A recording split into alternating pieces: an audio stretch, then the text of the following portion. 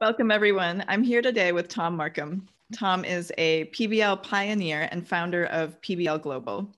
He is an educator, author, school founder, global entrepreneur, and psychologist. Thom, you've been working in schools and consulting and with project-based learning for well over 20 years now. Why do schools come to you? What are the problems they're seeking to solve? Well, I think the problem they're seeking to solve is that their system is outdated. Number one, they know that. Second of all, they're not quite sure what to do about it. So the best solution has really been to really move towards more project-based learning and inquiry. And it's been sort of in a way, a safe way for schools to move, because project-based learning is quite different, but it's not so radical that it takes you out of the normal environment. So I was quite fortunate actually to get into PBL early. It was a way to talk about change in schools, but I was also welcome in schools. So as you mentioned, I've been early on in the game. I've been to 400 schools. I've worked with about 6,000 teachers. So that's a lot of experience. And early on, people didn't know much about PBL, and they just wanted to find out about it because they were groping towards some sort of vision to change. Now, that vision is much more established now than it was 10 years ago, and people have a clear sense of PBL. But it definitely was the sense, almost the intuition, that what we're doing is really not adequate, particularly since the outside world was changing so rapidly. We still do have a mismatch between what society is looking for in terms of qualities from people and what we're producing as graduates. So we're trying to close that gap, and PBL is a way to do that. Can you talk a little bit more about that? How does PBL help to close that gap? How does it help to build the skills that students need for the future? Well, I'd say two ways that come to mind. First of all, it does focus on the process of learning and not so much the end result, testing, standardization, so forth. It does focus on the process of problem solving. And in that process of problem solving, it really, if the project is well designed, it really challenges students to bring their personal strengths to the process of learning, their curiosity, their persistence, their collaboration skills, their critical thinking, all those kinds of skills that have been there, but are now more explicitly rewarded in the workplace, because that's what employers are looking for. So if you look at requirements for employment these days, almost always the first thing is team player. Well, PBL teaches you to be a team player. It teaches you to go beyond, hopefully, even the notion of group work into learning to work as an accountable team member. So that really brings us to the second reason that I think PBL is popular, because actually it's a career builder. It's a way it replicates the way we learn in general in life. I'll say more about that in a moment, but it also really fits with the way work is done in teams, on projects, solving problems, asking questions, designing solutions, and coming up with some sort of product or end result that has some applicability. And that's really what project-based learning does. So I often say to teachers, you're actually doing career ed when you're doing PBL, because you're building career strengths. So that's really good. And then the third piece, which we can talk about a little bit, is I definitely view project-based learning as not an academic strategy or even an academic method. It's really a human development method. So by that, what I mean is the way we approach problems in life, regardless of who we are or where we are, it's always because we meet some sort of challenge. Maybe that's when you're 4 years old and you're trying to figure out how to tie your shoes. You come up with a solution. Maybe you're taught how to do it. Maybe you watch your older brother or sister how to tie their shoes, and then you tie your shoes. So that challenge, solution, questioning, help, sharing, that's really what project-based learning is in a nutshell. I often say it's actually a very simple process. You're setting up a challenge and a question. Students or learners are going through that process to try to answer the question or solve the problem. And at the end, they're kind of saying, this is what we did. What do you think? It's that simple. So it really does replicate the way we learn as people. And that's always been important to me, because I felt when I came into education, which was in the early 90s as a teacher, that we had one system for life and one system for academics, and the two were really mismatched. So project-based learning to me is quite elegant in the sense that it replicates the way we learn in life, but in an academic environment. I think that's one of the strengths of PBL. People don't talk about that too much, but that is really one of the core strengths of project-based learning. Yeah, I agree. And it's something we talk a lot about from an elementary level, is how we bring in the social emotional learning into project-based learning, and how as kids are learning to collaborate, how they're also understanding how they're feeling through that process and identifying their emotions and identifying how the things that they're saying and the ways they're working with the group is making other kids feel and how their reactions to that. So paying attention to that group dynamic, and then into human development, which I'd love to hear more if you have an example of projects, especially from the viewpoint of a psychologist, looking at the career development aspect and the human development aspect of project-based learning, especially as students get older.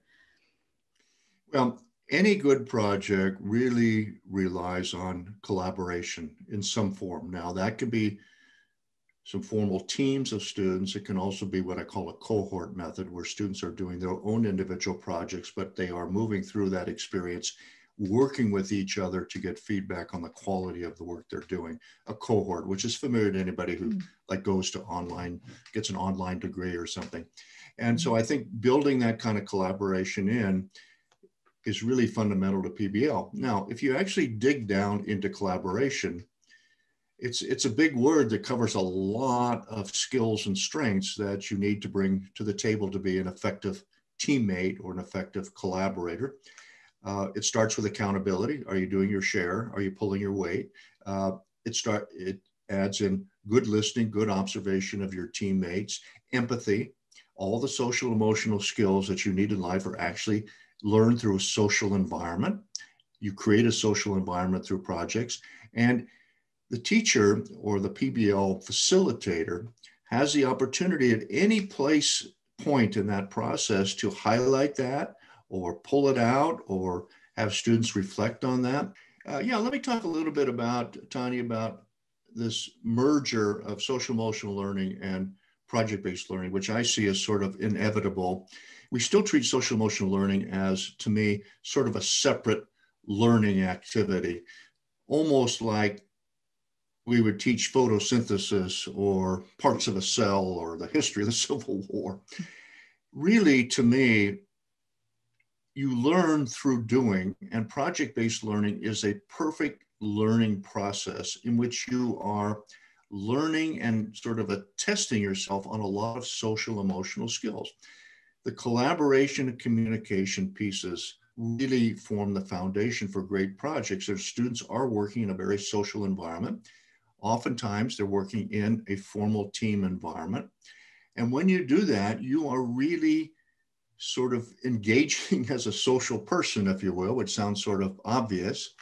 And as you do that, you are working on your communication, your listening skills, your empathy skills, your observation skills, your acceptance skills.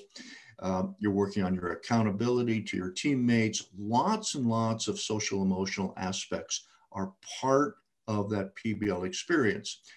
And in the hands of a good PBL teacher / facilitator, they sort of recognize that that's going on and steer those projects or steer that learning in the direction that might be useful at the time. So for example, I often tell PBL teachers early on when your projects are starting in, let's say, first semester or the first quarter, particularly, your first projects, really focus on getting those teams to work well together. And really focus on specific skills like listening skills, conflict resolution. Do a lot of checking in with your teams so that you begin to really help the kids sort of work together. And this obviously works a little bit differently at the secondary versus the elementary level. But at the elementary level, I've seen great, grade 3, 4, and 5 projects in which the teacher really is working on, let's say, empathy. They're really working on listening, and they're working on social emotional skills, but they are in the context of a project-based learning experience. And that's what I really like about PBL. And I think it provides, as I said, sort of an elegant solution to enfolding social emotional learning in the way we do academics, rather than making it sort of separate topic. So that's how I see those two coming together. I think we learned a similar thing by trial and error, as we started out with a separate social emotional class, and it was a separate thing. And it was, Fridays at 11, we had a teacher come in and do an hour on that learning, which is a nice idea, but we found it didn't trickle down through the culture of the school, through everything that we were doing. And so we found by doing more professional development and training with our educators and having them lead those pieces as a part of project-based learning, as a part of community time, and as a part of just their regular classroom, that we got a lot more, our students saw a lot more growth and a lot more understanding of that. Yeah, I'm not surprised you found that. That to me is a good learning for us as educators, that you can't really isolate social emotional learning as a specific skill. So let's say we're interested in empathy, how we treat and how open we are towards others. That really comes through conversation, experience, and the doing part. And that's what PBL is really good at, rather than having it be a separate curriculum. In our system and the way we think it's now embedded in our minds, everything has to have a separate curriculum and a separate set of objectives. So you got empathy 1.1, empathy 1.2, but PBL is much more organic. It's much more personal. And in great project-based learning classrooms, there is a sense of students working together, not always harmoniously, because 30 kids aren't going to do that. 30 anybody's aren't going to do that, but teaching them to get along, to work together. And that's where your social emotional growth comes. Now, that's sort of I would say, the easy part of it. We also know that in our very neurodiverse society that we're in now, we're getting lots of kids. And no matter how well a teacher might set up the project, there are, you're working with very different kinds of personalities and young people. And so not all of this is always going to work. I'm certainly myself I've had projects in my classrooms where there's some kids just won't fit into that. Now, you could, at that point, as a teacher, you can feel resentful of that because they're slowing down your program, or the better way as a great PBL facilitator is to accept those differences and try to work that out, because PBL is also a very personalized form of instruction. Even though they might work through groups, you're looking at each different kinds of student that you have. You're looking at students individually, because each of them is on a different part of that learning curve, and they fit into that project differently, and they're each taking something different from that project, if you will, and that environment. So it's a very personalized way of doing instruction. And people often ask me, teachers will ask me, well, how does PBL fit with personalized learning? Because there's this tendency to think it's just a group thing. It is, but in our world, it's sort of the both and world. It's group and it's personal at the same time. And this actually points to some of the challenges of becoming a great PBL facilitator, because operating in that both and environment can be difficult. It's a challenge for teachers. It's a very complex skill set to be a good PBL facilitator and teacher. Lots and lots of things to learn and master and to go on. I was in a conversation yesterday with someone who said, well, do we do it in PBL? Do we do it that way, or do we do it this way? And I thought to myself, and I replied, I said, there's usually no this way or that way. There's only the way in the moment. That's a lot of what a PBL teacher is faced with, is constantly taking the pulse of that process and then trying to respond in the best way possible at the moment. Yeah, that leads into really kind of what I was thinking of is, as you're looking at being a facilitator of learning, how do you work with teachers, and how do you, what are the most important aspects of training and education and professional development for teachers to take that leap into, what you said earlier, it's kind of a safe leap in pedagogy from traditional learning to project-based learning, but it does require a shift in skill set and a shift in mindset and culture of the classroom. So how do you help teachers, work through that? The first thing I do is I tell them I could never train you to do PBL. You cannot be trained. We train monkeys, we don't train people. But in our industrial system, we do train people because the outcomes are standardized.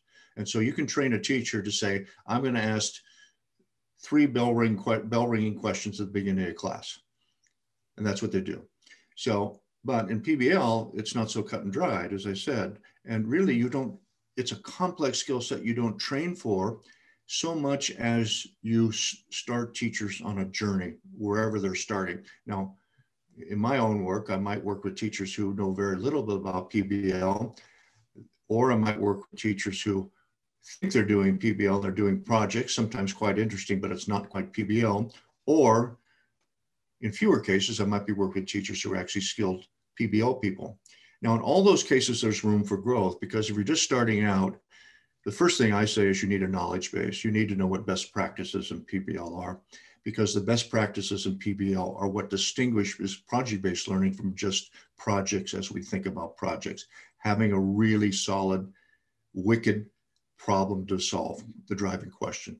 Working with teams that are not just loosely formed groups where you say to kids, all right, go over to a corner and talk about something for 20 minutes. You really have a much more organized set of what it means to work in a team. A design process, and more design thinking is coming to be part of the PBL process. You're designing, drafting, thinking, critiquing, and moving towards getting a solid product at the end. So you build those best practices, and that's a knowledge base that you need to do. And I used to teach that kind of thing when I was doing workshops, but I have actually switched over the years. Now I put everything online. It's all free. People can go and get as much PBL knowledge as they want through PBL Global, free, and just get that knowledge base, because I've come to realize that the knowledge is only the first step. The next step is really conversation about your projects. The next step is coaching, but coaching in a very respectful way. Like, how does this work for you in your math class with your 8s in Australia? You know, what does that mean? Everybody's got a unique situation, and that uniqueness can only be addressed through a pretty deep, respectful conversation or with teachers about how this project is going to be shaped. So it is, as I said, a complex skill set. And what we know about complex skill sets in the world, there's been a lot of research on this, because companies are now faced with having to train people to do very complex work.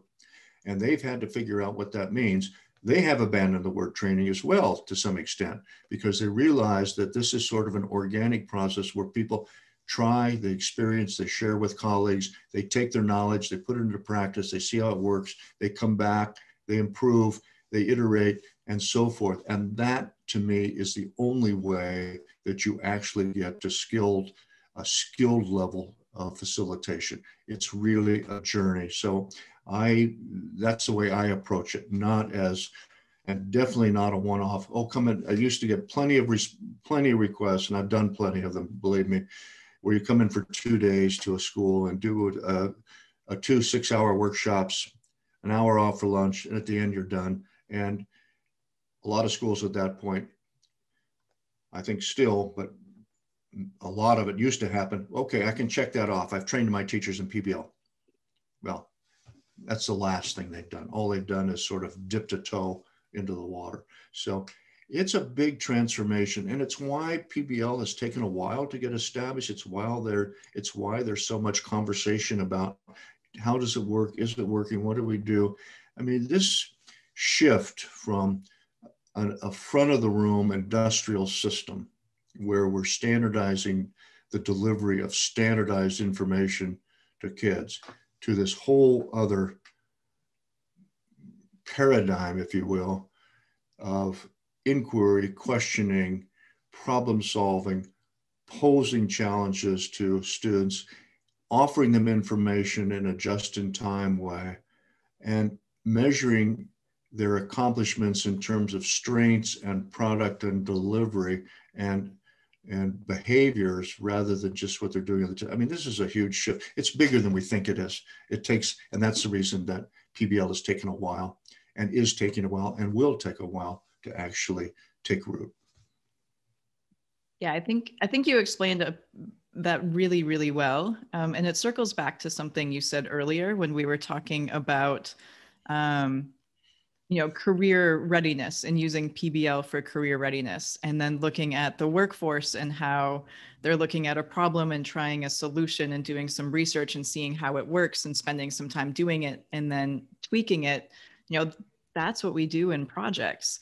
That's what we do. One of our graduate standards, we call it scientific mind, but it's that cycle. And that's what kids are learning in projects, and that creates that career readiness for when they go into a company. And now companies are having to do that with employees because they didn't get it in school.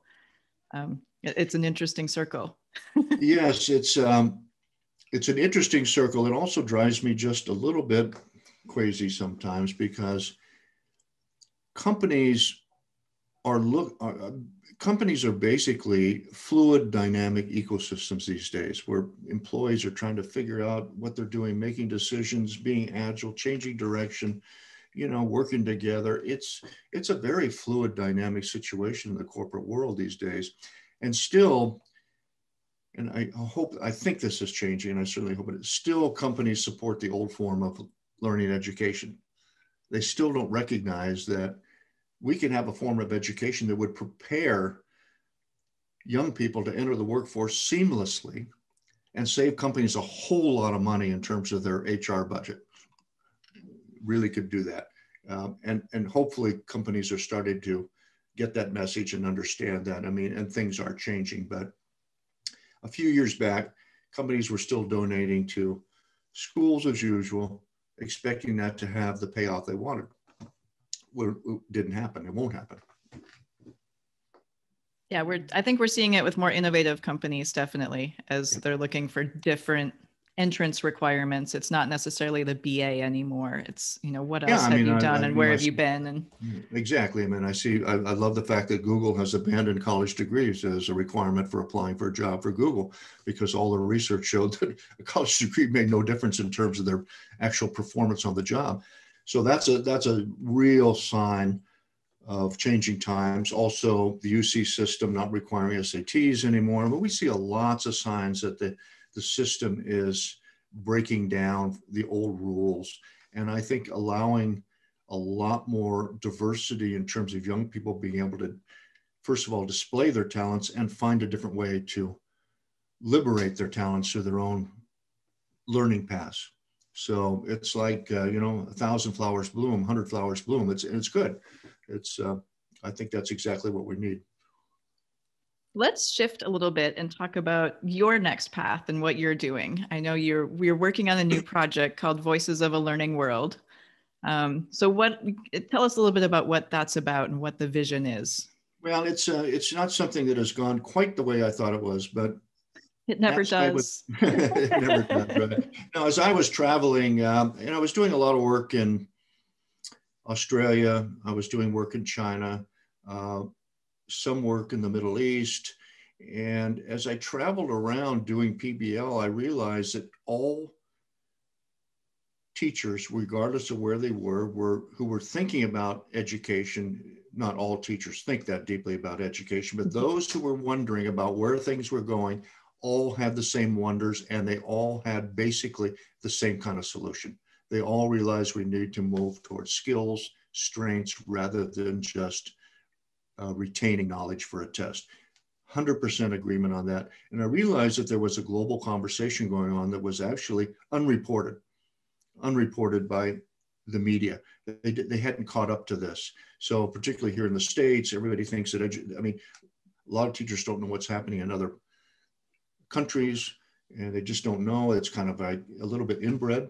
But in fact, there's lots of ferment going on in all countries about education, and lots of great ideas. So I thought, well, maybe it's time to bring this together. So I had about 20 colleagues who have been involved in project-based learning and inquiry from China, Hong Kong, Beijing, Denmark, Australia, Mexico, just all over. So I brought them together, sort of fostered this conversation of what I call Voices for a Learning World, with the idea that maybe we were ready just to explode on this whole notion, have people say, well, what do they want to learn in the world? Because the whole standardized curriculum can't contain our world anymore. It just can't contain it.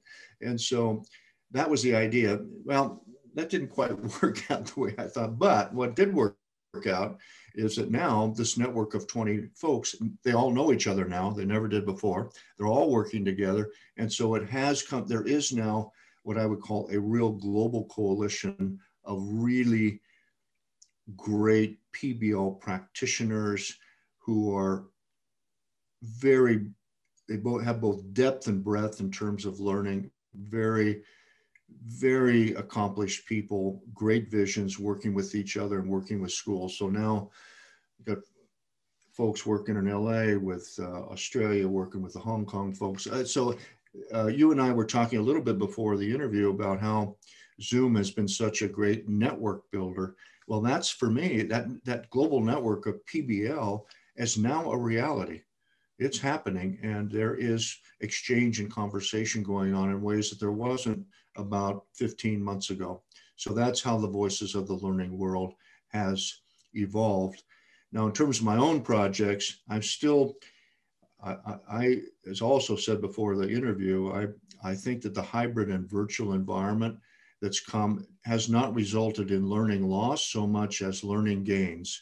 And the only learning loss is really because you might have loss of learning as measured by a standardized test. But if you're looking at learning as measured by passion, purpose, engagement, involvement, and meaning, I think we've had learning gains.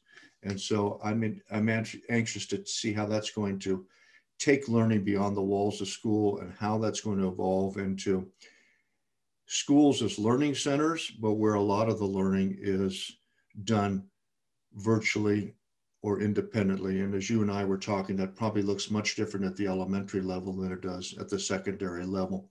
And I understand, I'm laughing because I was reminded talking to some kindergarten teachers the other day who brought their kids back from the hybrid environment for the first day at school. And it was crazy for them. I mean, because the kindergarten teachers, all they want to do is touch each other and hug each other.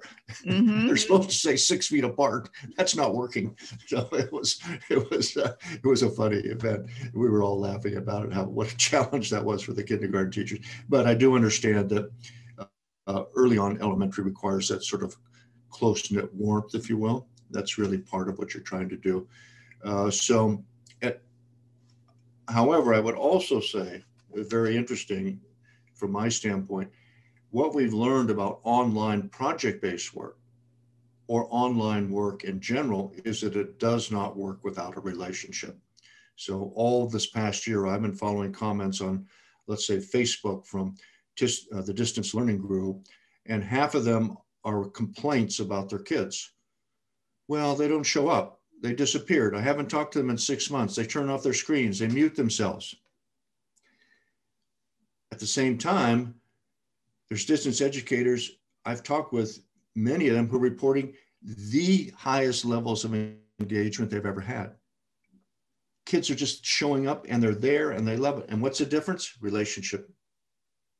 What this pandemic and virtual environment exposed is that a lot of American teachers do not have great relationships with their students at the secondary level. They're just content providers. And if you don't have that relationship, and then you try to say, okay, all right, guys, we're going to go online. We're going to learn quadratic formulas for the next 2 weeks. Send me your homework in. Well, it doesn't work very well. Yeah, it doesn't work too well. You know, you have to have, so I think one of our learnings and learnings ahead of us is how we recreate virtually and digitally that sense of connection and care and relationship that will be essential to do online learning well. Students need to feel, anybody needs to feel like somebody's caring about them, even if they're on a screen. Yeah, it's a good reminder. It's something we talk a lot about in elementary school, is building that relationship. And, you know, as you move into middle school and high school, we've siloed the subjects so much that they have a different teacher every hour. And so it's difficult to build those relationships. And so how do we? It's difficult. And frankly, it's not going to work over time. Yeah. How do we restructure that? It's not working. What we know, you mentioned, psychological perspective. From a psychological perspective, it's about as clear as it could possibly be that you perform well when you feel cared for.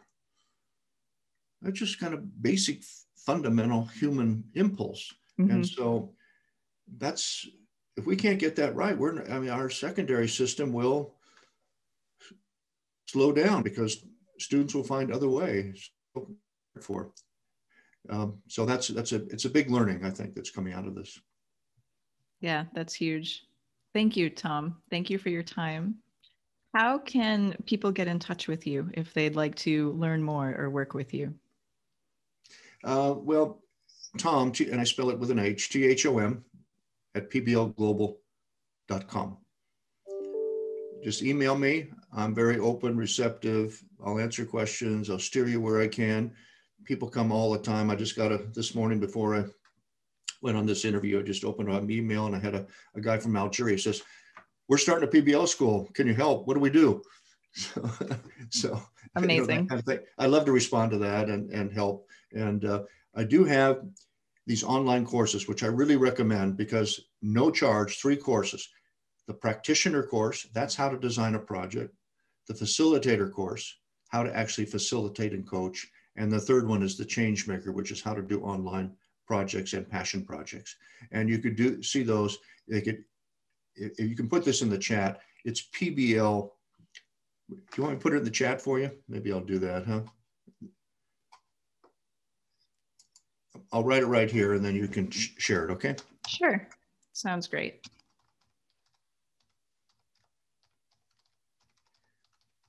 There you go. And that is what, oh yeah, that's it. So yep, that's what I call the PBL Global School. And it is all the fundamentals of PBL for any teacher. And it works for elementary and secondary. Tons of resources, lots of videos that I've curated you can look at. And it's a great resource. And again, it's worldwide for teachers anywhere. So I get a lot of teachers from Pakistan, some from China, Algeria. So yeah, so that's available for people. Awesome. Thank you so much, Thom. Thanks for your time. I really appreciate chatting with you. I really appreciate the invitation. Good luck on the school. Thank you. All right. Bye now. Bye-bye.